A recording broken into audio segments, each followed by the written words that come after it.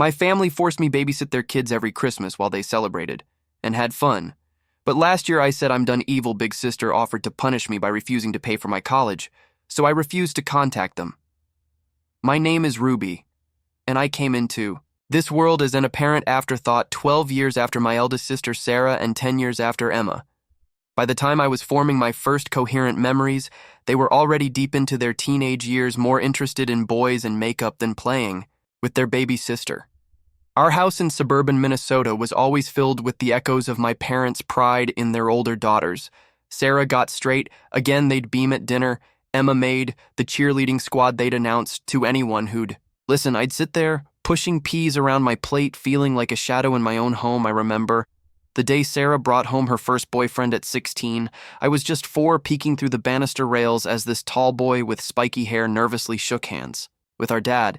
Emma wasn't far behind, starting to date at 15. They were both so beautiful, so confident, so everything I wasn't yet. Ruby, finish your homework, Mom would say, barely glancing my way as she helped Sarah pick out prom dresses or discuss college applications with Emma. I learned early on to be self-sufficient, to do my own thing, to not need the attention that seemed permanently focused on my sisters. Achievements. Did you hear Mom burst into the kitchen one morning when I was 7? Sarah got accepted to Northwestern, then U's, was followed by celebratory pancakes. While I sat in my usual spot, invisible as always, Emma left for college 2 years later. And suddenly I was alone in a house that felt both too empty and too full of their lingering presence. Their rooms became shrines to their past lives, trophies, photos, and memories preserved exactly as they'd left them. Meanwhile, I carved out my own space, learned to find comfort in solitude, and tried not to mind when every conversation somehow circled back to my amazing older sisters. The real turning point came when I was 15. Sarah, now married and living across town, gave birth to her first child, a boy named Tyler. I still remember the day she brought him home from the hospital, everyone singing and crying. My parents practically floating with joy at becoming grandparents. You'll be such a wonderful Aunt, Mom said, squeezing my shoulder, looking back. Now I realized that was the moment everything started to shift, though I couldn't have known it then at first. I was genuinely excited about being an aunt. Tyler was adorable, and I loved making silly faces at him while Sarah and Mom chatted over coffee. But that dynamic shifted faster than I could have imagined. It started with what seemed like an innocent request. One Saturday morning, Ruby, could you watch Tyler for a couple hours? I really need to do some shopping, Sarah asked, already putting her purse over her shoulder before I could even respond. She'd placed Tyler in my arms and was heading for the door. Thanks. Sis, you're the best. That became the new normal every weekend.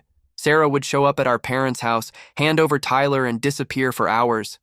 Sometimes it was shopping, other times was lunch with friends or a spa day, always under the guise of needing a break from motherhood. It's not fair. I complained to Mom one day after Sarah had been gone for 5 hours. I had plans to meet Jenny at the mall today. Mom barely looked up from her magazine. Family helps family. Ruby, your sister needs this time to herself. You'll understand when you're a mother. I was 16 when Emma announced she was pregnant. It's a girl, she squealed at the family dinner while everyone celebrated. I felt a knot forming in my stomach. Sure enough, when little Sophie arrived, history repeated itself. With a vengeance now, my weekends were a circus of managing a 3-year-old Tyler and baby Sophie. Try helping a toddler build block towers while trying to keep a crying infant calm. It's not as fun as it sounds, and homework, forget about it until they were both napping, if they ever napped at the same time. Jason asked me to the movie. Tonight, I told Dad one Saturday while bouncing Sophie on my hip and watching Tyler color on our coffee table instead of his coloring book. Well, you should have thought about that before agreeing too. Watch the kids, he replied. I never agreed. Nobody ever asks me. The frustration in my voice made Sophie start crying. Lower your voice. You're upsetting the baby. Mom scolded from the kitchen, and stop being selfish. Your sisters need this support. I started spending my free time in the school library researching colleges, not just any colleges once far away from home. I threw myself into studying, knowing good grades were my ticket out. Every A on my report card was one step closer to freedom. When my acceptance letter from Berkeley arrived, including a partial scholarship, I felt like I could finally breathe. But my family had other plans. The community college here has a great business program, Sarah suggested during what they called a family council. But I called an intervention you could live at home and save money and help with the kids, Emma added brightly, as if that was a selling point. I looked around our living room at their expecting faces, Mom, Dad, Sarah, Emma, and Grandma Rose, who'd been unusually quiet throughout. The discussion, actually. Grandma Rose's voice cut through the tension, like a knife, I think. Berkeley is perfect for Ruby. Everyone turned to stare at her. That program is exactly what she needs for her future career, and your grandfather's education fund will help cover what the scholarship doesn't. I could have hugged her right. Then the family council ended with my parents and sisters shooting disappointed looks my way, but I didn't care. For the first time in years, I felt like I could see my future clearly, and it didn't involve being everyone's free babysitter. College life was everything I dreamed of and more. My dorm room became my sanctuary, my classmates became real friends, and for the first time in years, my weekends were my own. No crying babies, sticky-fingered toddlers, just me and my choices. But you can't completely escape family obligations, especially during the holidays. I tried to visit as little as possible, but Thanksgiving and Christmas were non-negotiable. Mom would call weeks in advance, her voice thick with expectation. Everyone's asking about you, Ruby. The kids missed their aunt the first Christmas break after I started college. I walked into absolute chaos. Sarah now had 2 boys, Tyler and his new baby brother Luke, while Emma had managed to add a boy named Max to her family alongside Sophie, but that wasn't even the half of it. Ruby Aunt Janet called out the moment I walked through the door, immediately steering her twin 5-year-olds in my direction. The kids have been asking about you. No, they haven't. I thought they barely know who I am. But before I could protest, Cousin Rachel's 7-year-old daughter attached herself to my leg, followed closely by Cousin Mike's 9-year-old son and 6-year-old daughter. Ruby, honey, Mom called from the kitchen, barely visible behind a mountain of dishes. Why don't you take the kids upstairs to your room? I'll bring up some snacks later. And just like that, I was corralling 8 children up the stairs, feeling more like a sheepdog than a college student mild. Bedroom became a war zone toy. Everywhere juice spills on my childhood, bedspread crayon marks appearing. Mysteriously on the walls, hours passed. My stomach growled as delicious smells wafted up from downstairs where the adults were enjoying their peaceful holiday meal when Mom finally appeared with a plate of kid-friendly snacks she barely made. Eye contact by. The time I managed to sneak downstairs at 8 ward after coordinating with various parents to collect their exhausted children, the dining room was empty except for dirty dishes and picked over-serving platters. Oh, Ruby, Emma said, already pudding on her coat. Max was an angel for you. Right, we've got to run. It's past his bedtime. Sarah followed suit, gathering her boys while chatting with Mom about New Year's plans. Aunt Janet was helping her twins into their snow boots, while cousins Rachel and Mike were carrying their sleeping children to their cars. Not a single thank you note on person asked if I'd eaten, not even a backwards glance, as they all filed out, leaving me standing in the wreckage of Christmas dinner. Ruby, be a dear and help me with these dishes, Mom called from the kitchen, as if I hadn't just spent the entire day doing her a massive favor. I looked at the mountain of dirty plates and serving dishes, evidence of a holiday meal. I never got to enjoy the message from Mom arrived during finals week, just as I was finishing my last paper for the semester. My phone buzzed with her usual pre-holiday update, but this one made my blood run cold. Sarah and Emma are coming with the kids. It read cheerfully, plus Janet and her twins, Rachel's girls, Mike's kids, and exciting news. Sarah's sister-in-law Lisa is joining us with her 3. It'll be such a wonderful Christmas with all the little ones. I did the math in my head. 12 kids, 12. I sat there in the library staring at my phone until the screen went dark, then lit it up again to make sure I'd read it right. The message stayed the same, but something inside me finally changed. 2 years of college had given me perspective. I'd watched my roommate Katie go home for holidays and return with stories of actual family time, board games, movie nights, proper Christmas dinners. My friend Jessica's biggest complaint about going home was having to share the TV remote with her siblings. Meanwhile, I'd spent every holiday of my adult life as an unpaid nanny service. I didn't reply to Mom's message instead. I packed my bag for Christmas break with an unusual sense of calm for the first time. I wasn't dreading the holidays because I was going home with a plan. The days leading up to Christmas were deceptively normal. I helped Mom in the kitchen, breathing in the familiar scents of her signature dishes, pot roast, honey glazed ham, and her famous apple pie. I decorated the Christmas tree carefully, hanging the ornaments I'd made in elementary school alongside the fancy glass balls Mom reserved for the front of the tree. Christmas Day arrived with a flurry of activity cars began pulling into our driveway one after another, each bringing more chaos than the last. Sarah arrived first with her boys. Now 5 and 3 followed closely, by Emma with Sophie and Max, Lisa. Sarah's sister-in-law showed up with her 3 kids, all under 7. The rest of the relatives poured in after them, each family adding more children to the growing crowd. I watched from the corner of the living room as the noise level rose steadily. Sarah made her way toward him, her youngest balanced on her hip, while the older one tugged at her sleeve. "Ruby," she called out with that familiar tone, the one that meant she was about to pass off her parental duties. "The boys have been so excited to see you. They can't wait to play with their favorite aunt." She was already nudging them in my direction, the same way she had it 100 times before, but this time was different. This time I stood my ground and looked her straight in the eye. "No," I said, my voice steady. "Despite my raising heart, I'm not watching the kids today. I'm here to enjoy Christmas like everyone else." The room didn't exactly fall silent. There were too many children for that, but I could feel the ripple of shock move through the adults.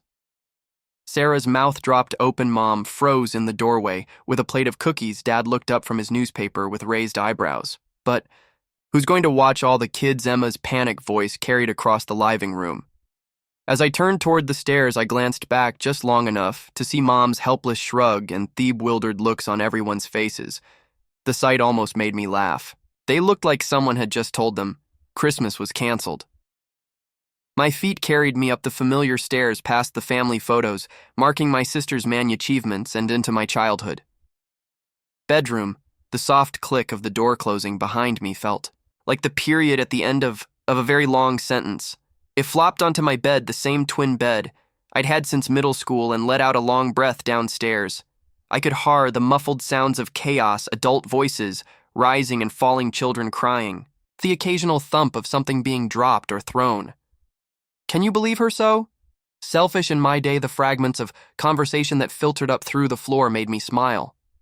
Let them talk, let them finally face the reality of watching their own children. My phone buzzed with a message from Kate. "Did you do it? Did you finally stand up to them? Operation Freedom is in progress."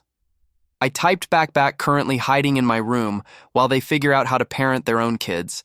A knock on my door interrupted my texting. Ruby Mom's voice was trying for concern, but landed somewhere between annoyed and desperate. "The children are asking for you." I didn't move from my comfortable position on the bed. "I'm busy, Mom." Her sigh was audible. Through the door followed by the sound of her footsteps retreating down the hallway. I returned to my phone, joining a group chat with my college friends who were providing running commentary on their own family Christmas dramas. Jessica's uncle was drunk again. Mike's grandma was asking when he'd find a nice girl. Kate's brother had brought home a surprise girlfriend. 2 hours passed like this in peaceful rebellion. My phone buzzed constantly with messages of support from friends who'd heard me complain about holiday babysitting duty for years. The chaos downstairs eventually settled into a different rhythm, one that didn't include my participation when I finally descended the stairs for dinner. You'd have thought I'd risen from the dead, judging by everyone's expressions. Aunt Janet actually dropped her fork. "Cousin." Rachel's mouth hung open mid-sentence, scanned the dining room, noting Emma's conspicuous absence through the doorway to the living room. I could see her attempting to organize some kind of game with the children. Her usually perfect hair coming loose, its elegant updo a stain of unknown origin on her festive sweater, taking my seat at the adultable, a first and recent memory. I surveyed the spread before me. Everything was still hot, still fresh, still waiting to be enjoyed. No lukewarm leftovers, no picked-over remnants, no half-eaten children's portions. I could feel the weight of disapproving stares as I filled my plate with Mom's honey-glazed Aunt Janet's sweet potato casserole, and Cousin Rachel's famous green bean dish. The clinking of silverware against plates couldn't quite mask the tension.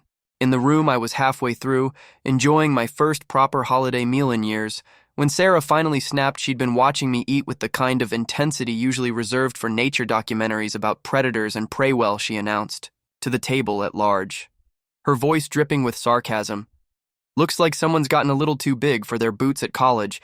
Seems they've forgotten all about sisterly duties. I took my time with my spoonful of mashed potatoes, deliberately licking the spoon clean before responding. The food really was excellent when you got to eat it. Fresh, funny thing about Sister L duties, I replied, keeping my voice level and calm. I don't remember seeing free babysitter in any sisterhood manual. Maybe you could point that chapter out of me right after the part where parents are supposed to watch their own children. The gasps around the table would have been comical if they weren't so genuine. Aunt Janet actually clutched her pearls. I hadn't known people, really. Did that outside of movies. Cousin Rachel was suddenly very interested in her green beans, while Uncle Mike seemed to be trying to disappear into his dinner roll. Mom and Dad exchanged that special look. They had the one that meant they were disappointed, but didn't want to cause a scene. Dad's fork was frozen halfway to his mouth, and Mom's smile had gone tight around the edges. But instead of the lecture, I expected Mom cleared her throat and asked Uncle Mike about his new job. The conversation stuttered. Back to life, though everyone kept shooting glances my way as if expecting me to sprout a second head. I just kept eating, savoring every bite of food that hadn't been picked over by tiny hands or gone cold, while I changed diapers about 20 minutes into dinner. Emma appeared in the doorway looking like she'd been through a war. Her Christmas sweater was now sporting what looked like juice stains, in addition to the earlier unknown substance, and her hair had completely escaped its updo. "Sarah," she called, her voice carrying a hint of desperation. "Could you?" Sarah shot me one last withering look before pushing back from the table. The sisters exchanged places, with Emma practically collapsing into the vacated chair. She looked exhausted, the kind of bone deep. Tired I've been feeling every holiday for years. Emma filled her plate mechanically, but she couldn't seem to resist giving me the stink eye between bites. I met her gaze and shrugged, then went back to enjoying my dinner after finishing my meal, including 2 servings of Mom's apple pie, a luxury I'd never been able to enjoy before. I quietly excused myself from the table. No one protested, no one asked me to help clean up, no one demanded I take a shift with the kids. Morning light filtered through the living room windows as I came downstairs, still riding the high of my peaceful Christmas evening. That feeling evaporated the moment I saw them. Mom, Dad, Sarah, Emma, sitting in an obvious ambush formation. Sarah didn't waste any time. What kind of performance was that? Yesterday she snapped, her voice sharp enough to cut glass, making us look like bad parents in front of everyone. I sank into an armchair, surprisingly calm. Performance? You mean me wanting to enjoy Christmas like everyone else? I'm just tired of being the unpaid, unappreciated babysitter while everyone else gets to have an actual holiday. But you never complained before. Mom interjected, her brow furrowed with confusion. I couldn't help but laugh. Never complained. I've been complaining for years, Mom. But it was just too convenient to ignore me, wasn't it? Too easy to keep exploiting the good little sister who never makes waves. They all started talking at once, their voices overlapping in a chorus of accusations and reminders of sisterly duty and family obligation. Dad kept mentioning how much they'd done for me over the years. Mom brought up how well they'd raised me, and my sister alternated between guilt trips and outright attacks. I let them run out of steam before. Speaking again there. Not my children, I said quietly, but firmly. I didn't give birth to them. I didn't decide to have them. They're your responsibility, not mine, especially during the holidays, when I'm supposed to be relaxing too. That's when Sarah played what she thought washer trump card. She stood up, her face flushed with anger. Well, maybe it's time. Someone taught you a lesson about gratitude. Let's see how you manage without Mom and Dad paying your college tuition. The room fell silent. I watched Mom and Dad exchange uncertain glances, clearly caught off guard by the suggestion. But instead of the panic Sarah clearly expected to see on my face, I felt a strange sense of relief. Finally, all the cards were on the table. I stood up slowly, actually. Sarah, Grandma's been paying my tuition. From Grandpa's education fund, the one he set up for all his granddaughters, the same fund that helped put you through nursing school and Emma through business school. And even if that wasn't the case, I have a partial scholarship, plus, unlike some people, I'm not afraid of working to support myself without waiting for their response. I turned and walked upstairs. It took me less than 10 minutes to pack my bag. I'd gotten good at traveling light over the years. As I came back down, Mom and Dad started calling after me. Their voice is a mixture of anger and panic, but I was done talking. I walked out the front door, letting it close behind me on their protests and recriminations.